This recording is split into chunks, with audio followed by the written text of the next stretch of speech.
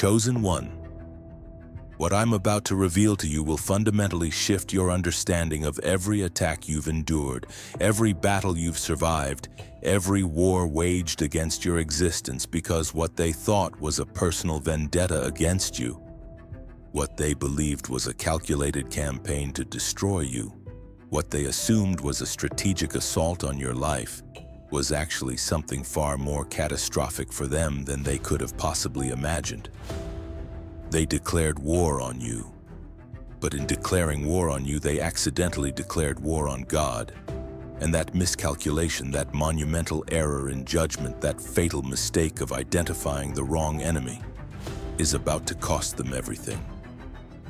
Tonight, you're going to understand exactly what happens when someone declares war on a person who belongs to God, when they attack someone under divine protection, when they wage battle against someone whose life is woven into the fabric of cosmic purpose.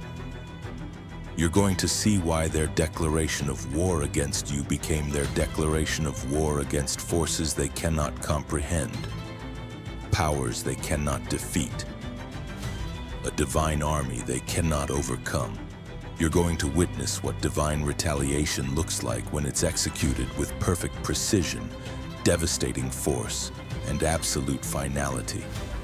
They thought they were fighting you. They were actually fighting the one who sent you.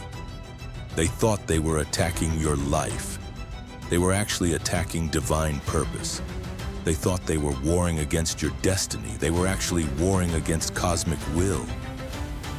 And that mistake, that profound miscalculation, that catastrophic misidentification of their true opponent has sealed their fate in ways they're only now beginning to comprehend, only now starting to experience, only now desperately trying to escape. While you were just trying to live your life, while you were focused on your purpose, while you were minding your business and pursuing your assignment, they were in the shadows plotting your destruction. This wasn't casual dislike. This wasn't simple jealousy. This wasn't ordinary competition. This was war. Organized, systematic, strategic warfare against your existence. They didn't just want you to fail, they wanted you destroyed. They didn't just want you to struggle, they wanted you eliminated. They didn't just want you to suffer, they wanted you erased from the equation entirely. They held meetings about you, they had conversations about removing you. They made plans for your elimination. They coordinated their attacks. They synchronized their efforts. They aligned their strategies. They gathered allies for their cause. They recruited others into their campaign. They invested time, energy, and resources into one singular goal, your complete and total destruction. This was war in every sense of the word. Declared war, intentional war, coordinated war, strategic war. War designed to leave nothing of you remaining. But they made one fatal error, one catastrophic miscalculation, one mistake that would prove to be their undoing. They failed to recognize who you belong to. They failed to understand what you carry. They failed to perceive the divine backing supporting your existence. They looked at you and saw only a human, only a person, only someone they could destroy through human means, human schemes, human warfare. They didn't see the invisible army standing behind you.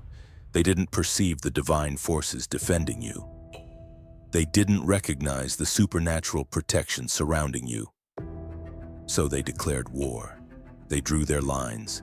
They mobilized their forces. They launched their attacks. And in doing so, in making that declaration, in firing those first shots, in initiating that campaign, they unknowingly declared war on God. Not because you're God, but because you belong to God. Not because you're divine, but because you carry divine assignment. Not because you're perfect, but because you're protected by perfection. They attacked you. But you're not standing alone. You're not operating independently. You're not existing in isolation. You're backed by heaven. You're supported by divine forces. You're defended by cosmic powers. Every attack against you was an attack against God's purpose. Every scheme against your life was a scheme against divine will. Every plot for your destruction was a plot against cosmic destiny. They thought they were aiming at you. but their arrows were flying toward heaven. They thought they were striking you, but their blows were landing against divine protection. They thought they were warring with you, but they were actually warring with the God who positioned you, the divine force that assigned you, the cosmic power that commissioned you for a purpose they couldn't understand and a mission they couldn't stop. Let me show you the specific ways they declared war on you, because understanding the depth of their attack will help you recognize the magnitude of the divine response they've triggered. First, they declared war on your reputation. They didn't just criticize you.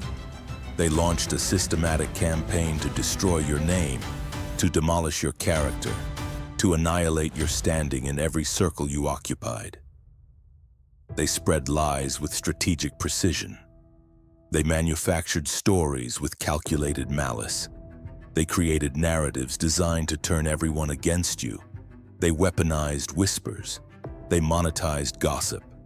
They systematized slander. This wasn't random meanness.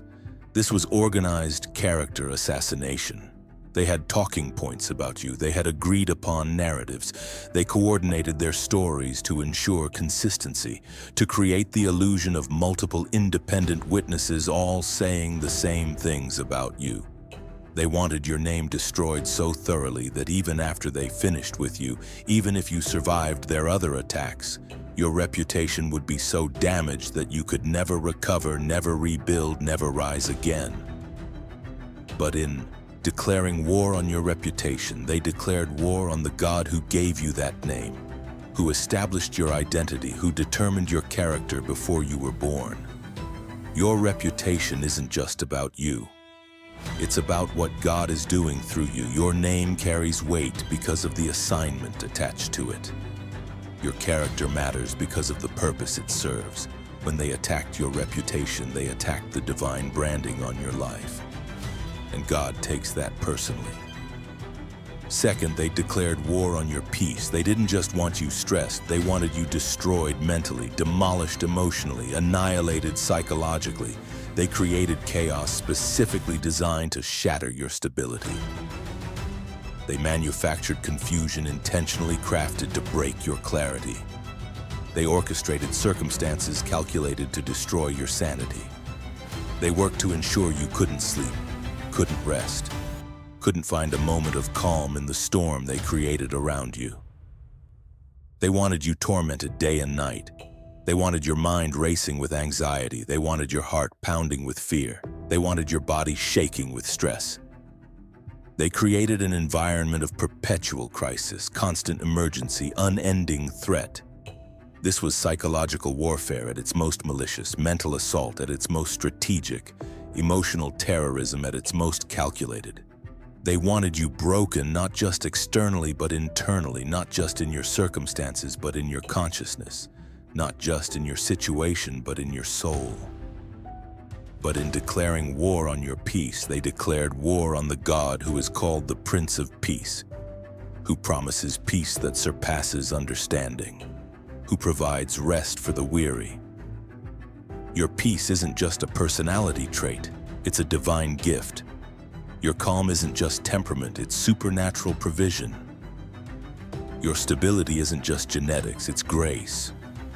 When they attacked your peace, they attacked what God has given you as a weapon against their exact type of warfare. They tried to steal what God provided specifically to help you survive their attacks. And God doesn't take theft of his gifts lightly. Third, they declared war on your provision. They didn't just want you broke. They wanted you destroyed financially, demolished materially, annihilated economically. They worked to cut off your income streams. They schemed to block your opportunities. They plotted to sabotage your deals.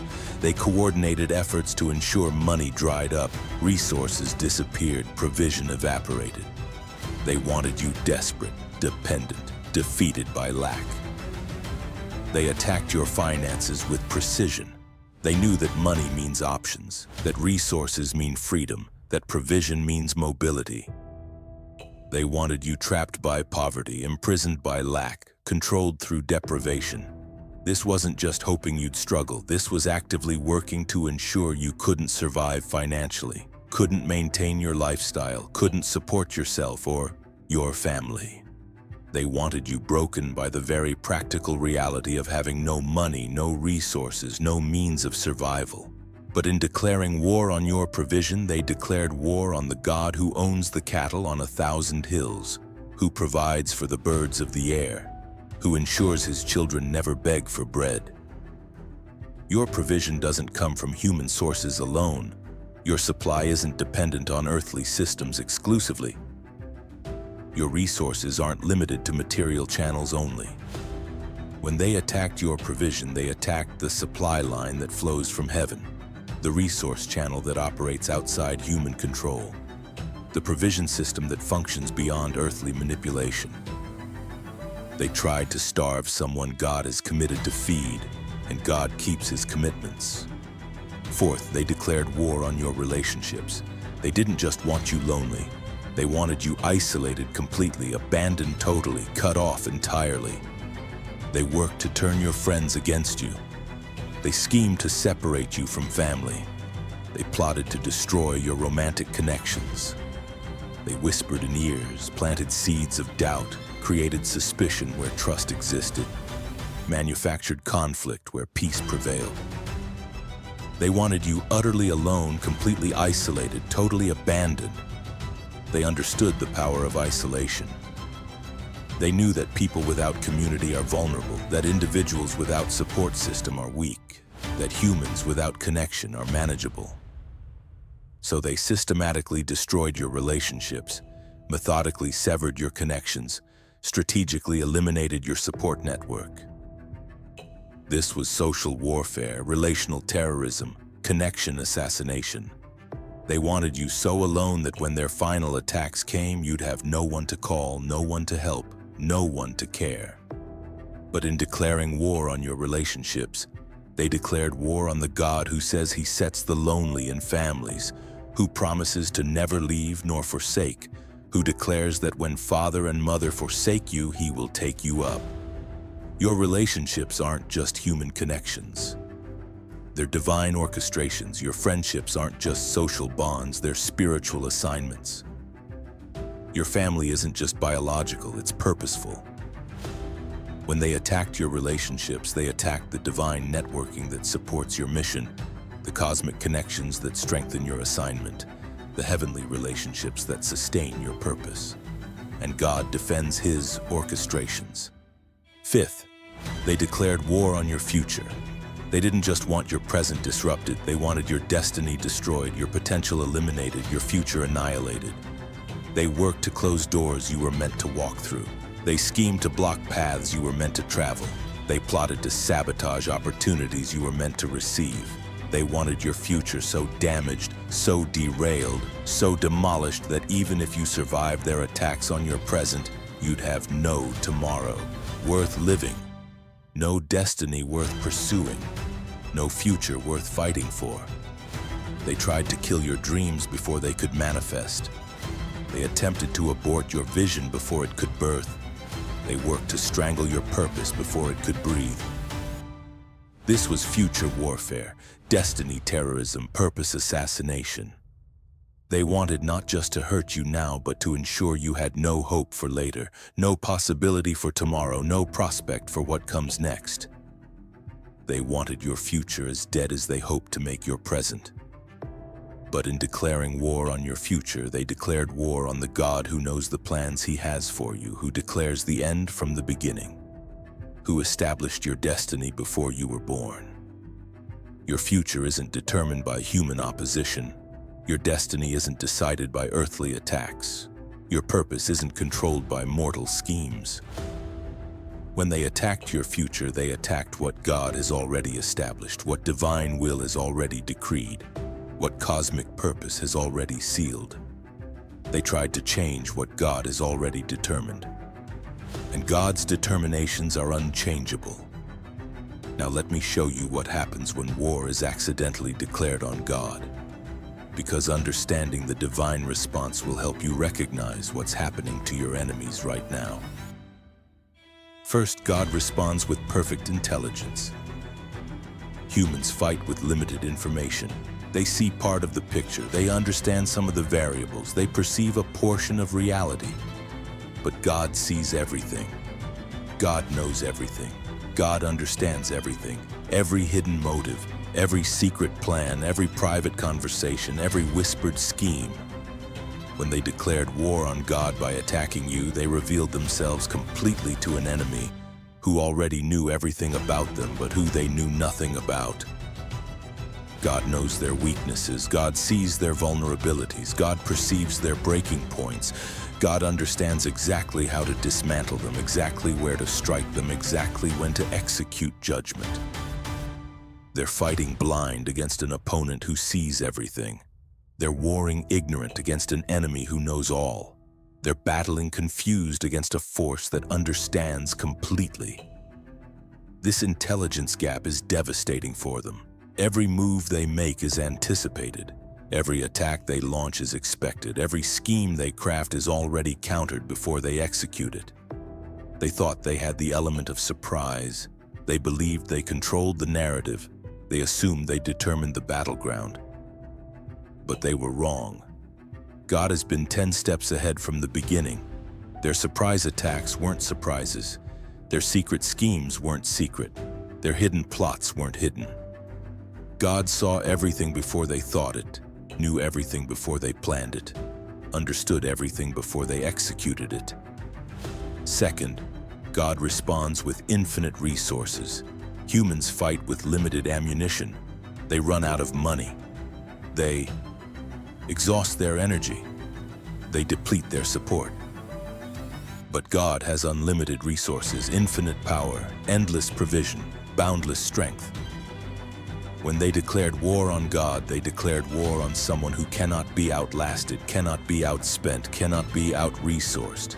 They brought human weapons to a divine battle. They showed up with mortal ammunition to a cosmic war. They arrived with earthly resources to a heavenly conflict. This resource gap is crushing them. They're exhausted. God is not tired.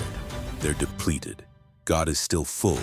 They're running out of options. God has infinite possibilities.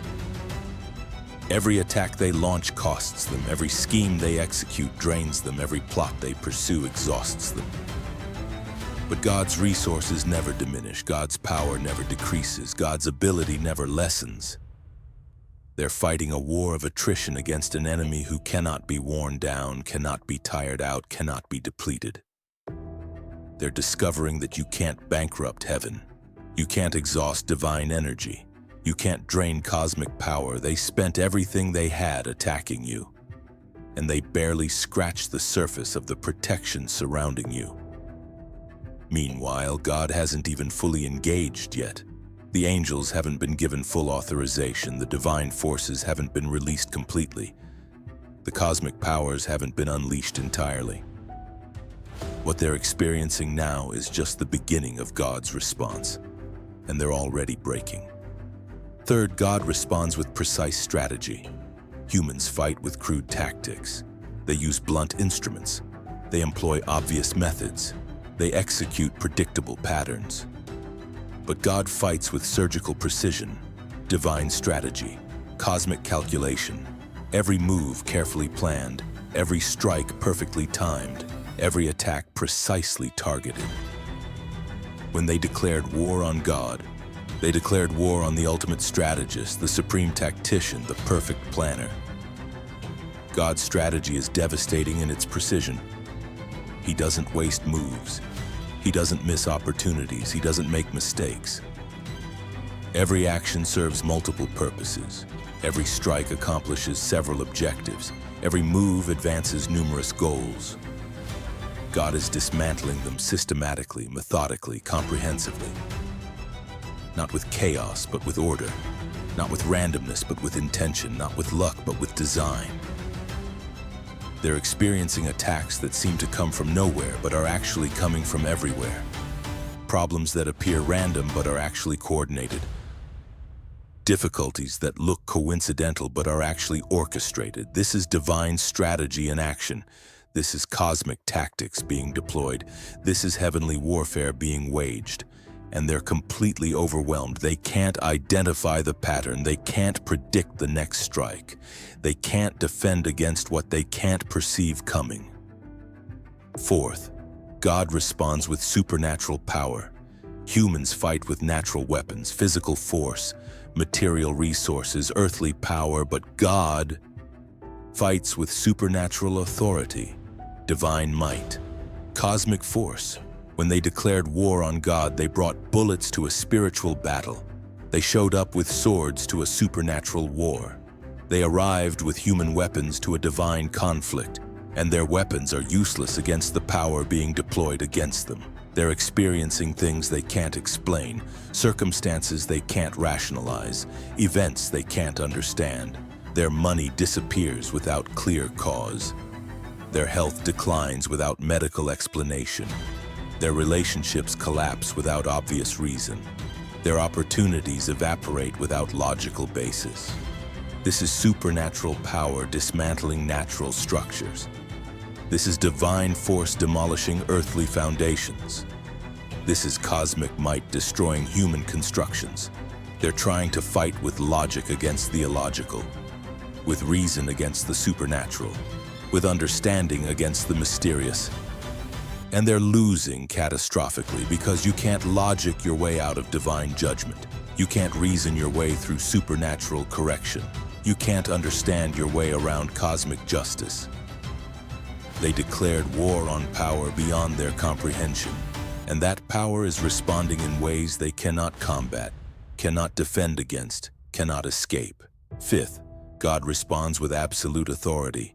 Humans fight as equals against equals, as limited beings against limited beings. But when they declared war on God by attacking you, they as creatures declared war on the Creator. As clay declared war on the potter, as creation declared war on the one who spoke everything into existence. This is rebellion in its purest form. This is insurrection in its ultimate expression. This is mutiny in its highest degree. God's authority is absolute. His word is law. His decree is final. His judgment is certain. When God speaks correction into their lives, no human authority can override it. No earthly power can reverse it. No mortal force can prevent it. They're discovering that judges can't save them from divine judgment. Lawyers can't defend them in cosmic court. Appeals don't work in heavenly tribunals. God's authority supersedes all human authority, overrides all earthly power, transcends all mortal control. They're being brought low by authority they don't recognize, judged by a court they don't acknowledge, sentenced by a judge they don't believe in. But their disbelief doesn't stop the execution of sentence. Their denial doesn't prevent the unfolding of judgment. Their rejection doesn't halt the administration of justice. God's authority operates whether they acknowledge it or not, functions whether they believe in it or not, executes whether they accept it or not. Now let me show you the specific ways God is fighting for you right now. Because understanding divine warfare will strengthen your faith and deepen your peace. First, God is fighting for you with exposure. Everything they did in darkness is coming to light. Every secret scheme is being revealed. Every hidden plot is being exposed. Every private conversation is becoming public knowledge. This isn't coincidence. This is divine strategy. God is pulling back the curtain on their wickedness, removing the veil from their evil, exposing the truth about who they really are. They're panicking as their masks fall off. They're terrified as their true faces show. They're desperate as their real character becomes visible to everyone. The people they manipulated are discovering the truth. The allies they recruited are learning reality. The others they pulled into their scheme are recognizing deception. This exposure is destroying their ability to continue their war. You can't fight effectively when everyone sees your tactics. You can't scheme successfully when your methods are exposed. You can't plot efficiently when your strategies are revealed. God is using exposure as a weapon against them, not just to vindicate you, though that's part of it. but to disarm them, to neutralize them, to eliminate their ability to continue their warfare. Every secret that comes to light is ammunition they lose. Every exposure that occurs is a weapon they can't use. Every revelation that happens is a tactic they must abandon. God is systematically stripping them of their tools by revealing those tools to everyone watching. Second, God is fighting for you with reversal. Every attack they launched against you is being returned to them multiplied. Every scheme they crafted for your destruction is manifesting in their own lives. Every plot they designed for your downfall is becoming their experience. This is divine justice in its most poetic form. This is cosmic correction in its most precise execution. This is heavenly judgment in its most perfect expression. They wanted you broke. Watch their finances collapse. They wanted you sick. Watch their health decline. They wanted you alone. Watch their relationships crumble. They wanted you destroyed mentally. Watch their peace evaporate. They wanted you dead in your purpose. Watch their dreams die before their eyes. This is mirror karma. This is boomerang consequence. This is reciprocal judgment. What they sent out has returned to them, not just in equal measure, but in multiplied force, not just in similar form, but in amplified intensity. God is using reversal as a weapon to teach them what they tried to inflict, to show them what they attempted to cause, to make them experience what they worked to create. This isn't cruel. This is educational. This isn't vindictive. This is instructive. This isn't revenge. This is reformation through experience. They didn't understand the pain they caused when it was theoretical. So God is making it practical. They didn't comprehend the damage they inflicted when it was conceptual, so God is making it personal. Third, God is fighting for you with isolation. They tried to isolate you. God is isolating them. But there's a difference. When they isolated you discovered God's presence in the aloneness. When God isolates them, they discover only the echo of their own emptiness. Your isolation drove you to divine connection. Their isolation is driving them to desperate disconnection. Your aloneness became a place of divine encounter. Their abandonment is becoming a space of existential terror. People are distancing themselves from them. Allies are withdrawing support. Friends are cutting ties. Family is creating boundaries. Not because anyone is orchestrating it, but because their energy has become toxic, because their presence has become draining, because their company has become unbearable. God is removing their support system because they tried to remove yours. God is eliminating their connections because they tried to eliminate yours. God is creating their aloneness because they tried to create yours. But in your isolation, you found God. In their isolation, they're finding only themselves. And that discovery is devastating them. Because when you're alone with yourself and you know what you've done, when you're isolated with your own thoughts and you remember the evil you've committed, when you're abandoned to your own consciousness and you can't escape the guilt you carry, that isolation becomes torture. That aloneness becomes torment. That abandonment becomes hell. Fourth, God is fighting for you with confusion. They tried to confuse you, to create chaos in your mind, to manufacture disorder in your thinking. God is now confusing them, creating chaos in their plans, manufacturing disorder in their strategies. Their schemes are falling apart. Their plans are collapsing. Their strategies are backfiring. Nothing is working the way they designed it. Everything is going wrong in ways they can't predict or prevent. This confusion is supernatural in origin, divine in source, cosmic in nature. God is scrambling their communications, mixing their messages, disrupting their coordination. They can't align anymore. They can't synchronize their efforts. They can't work together effectively. The very coordination that made their attacks so dangerous is being dismantled by divine confusion, destroyed by cosmic disorder, demolished by heavenly chaos.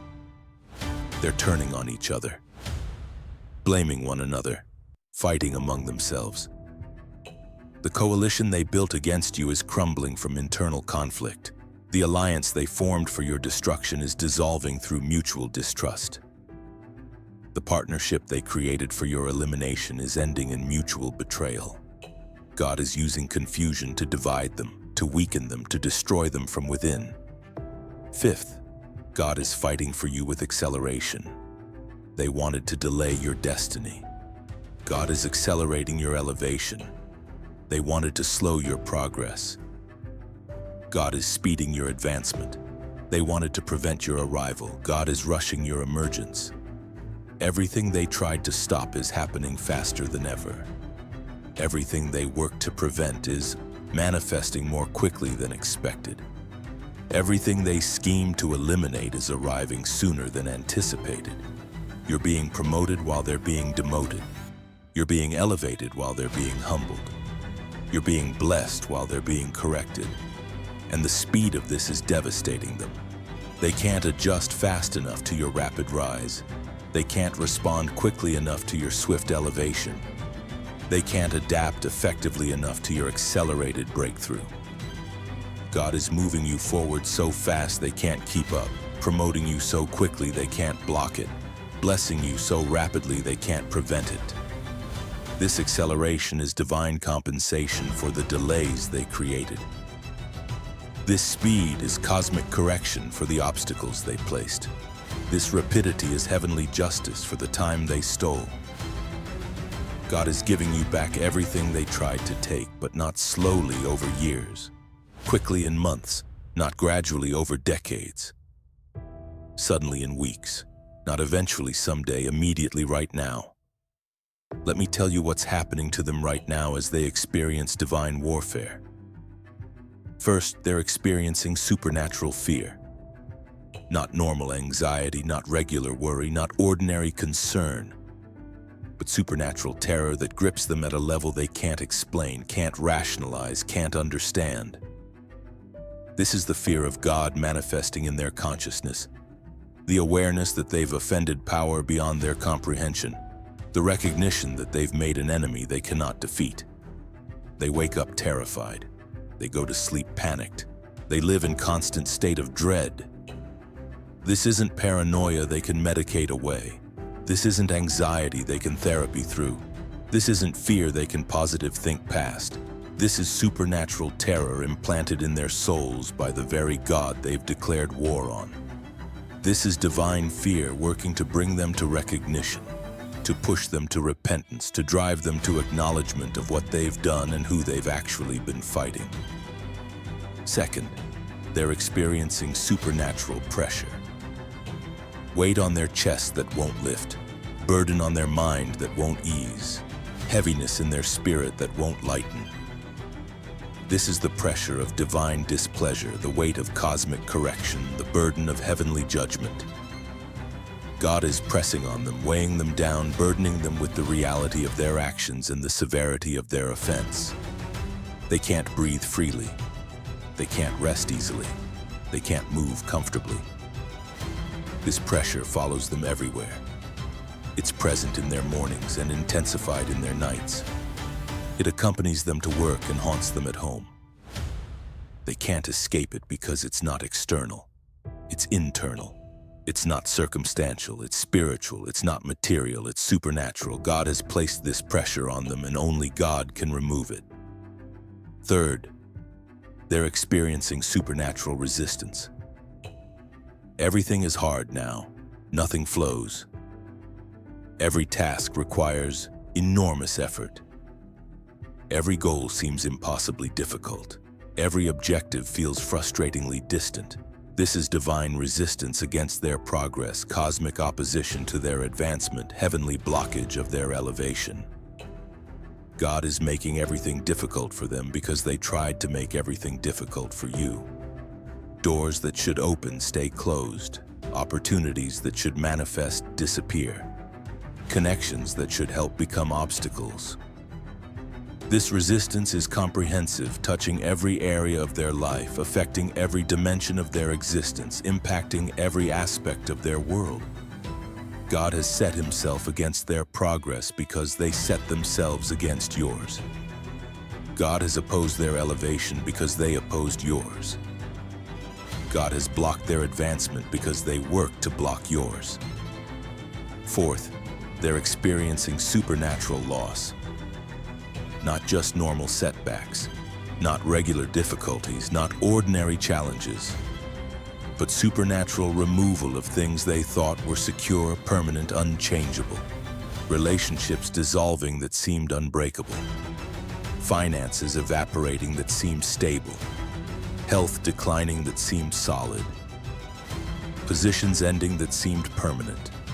Opportunities vanishing that seemed guaranteed. This loss is divine correction, cosmic balancing, heavenly justice. God is taking from them what they tried to take from you. God is removing from them what they worked to remove from you. God is stripping from them what they schemed to strip from you.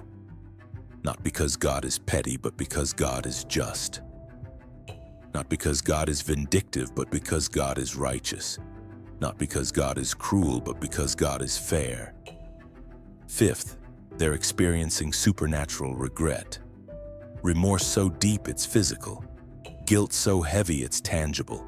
Shame so intense it's overwhelming. This isn't manufactured emotion. This isn't forced feeling. This isn't artificial sentiment. This is supernatural conviction placed in their souls by the very God they've offended, the divine sorrow worked in their hearts by the cosmic force they've declared war on, the heavenly guilt implanted in their conscience by the power they've opposed. They can't escape this regret. They can't numb this guilt. They can't avoid this shame. It's always there, always present, always active. In their quiet moments, it screams at them.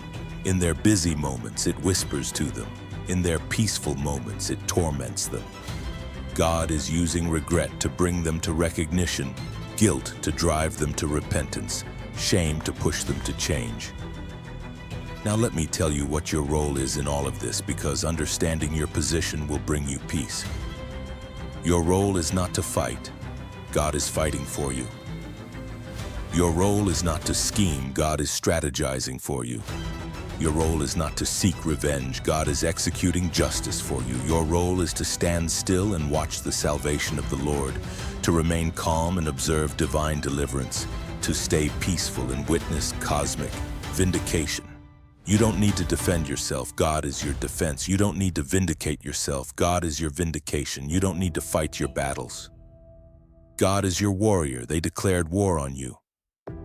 But God took that declaration personally. They attacked you. But God received that attack as an attack on himself. They schemed against you, but God interpreted that scheme as a scheme against divine purpose. So step back, watch, observe. God is handling this. God is fighting this battle. God is winning this war. Your job is to keep walking in your purpose, to keep pursuing your assignment, to keep fulfilling your mission. Your job is to stay focused on what you're meant to do rather than on who's trying to stop you from doing it. Your job is to maintain your peace, protect your joy, preserve your sanity while God handles your enemies. Don't waste energy monitoring their downfall. Don't invest time tracking their judgment. Don't spend resources following their correction. Let God handle them while you handle your assignment. Let God correct them while you complete your mission. Let God judge them while you fulfill your purpose. They declared war on you and accidentally declared it on God. That's their problem now. That's their battle to lose. That's their war to surrender.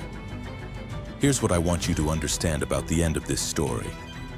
They declared war on you thinking they were powerful. They're discovering they're powerless. They attacked you believing they were strong. They're learning they're weak. They schemed against you assuming they were clever. They're realizing they're foolish. Because everyone who declares war on God's chosen discovers the same truth. You cannot win against divine purpose. You cannot defeat cosmic will. You cannot overcome heavenly destiny. Your enemies are learning what others before them have learned. David's enemies learned it. Joseph's brothers learned it. Jesus' crucifiers learned it. Paul's persecutors learned it. Every person throughout history who declared war on someone under divine protection learned the same lesson. You don't touch God's anointed, you don't harm God's chosen, you don't attack God's appointed. Because when you do, you're not fighting a person. You're fighting the God who sent that person. And that's a war you cannot win. So chosen one, walk forward in peace, rest in confidence, move in assurance. They declared war on you, but God took that declaration as his own. They attacked you, but God received that attack personally. They schemed your destruction, but God interpreted that as a scheme against divine purpose. And now God is responding, not with human weakness, but with divine power, not with earthly limitation, but with cosmic authority, not with mortal constraint, but with supernatural might. Watch what happens next, because you're about to witness the most spectacular display of divine justice you've ever seen. You're about to observe the most comprehensive expression of cosmic correction you've ever experienced. You're about to see the most perfect demonstration of heavenly vindication you've ever witnessed. They thought they declared war on you. They accidentally declared war on God, and that mistake is going to cost them everything while establishing you in everything you were always meant to be. This is your testimony. This is your witness. This is your story. They declared war on you and accidentally declared it on God. And God never loses, ever.